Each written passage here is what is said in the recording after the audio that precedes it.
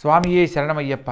అయ్యప్ప స్వామివారి పాదయాత్రలో చెప్పులు ధరించరాదు అని చెప్పని తెలియజేస్తూ ఉంటారు. ఎందుకని మనం ముందుగా తెలుసుకుందాం. దీక్షా నియమాలలో మనం ఇక్కడే పాదరక్షలు లేకుండా నడవడం వల్ల రేపు వనయాత్ర చేసే మార్గంలో ఎటువంటి అక్కడ మనకు దారిలో ఎటువంటి ఇబ్బందులు ఎదురైనా కూడా చక్కగా నడవగలిగిన సామర్థ్యం అనేది ఏర్పడుతుంది.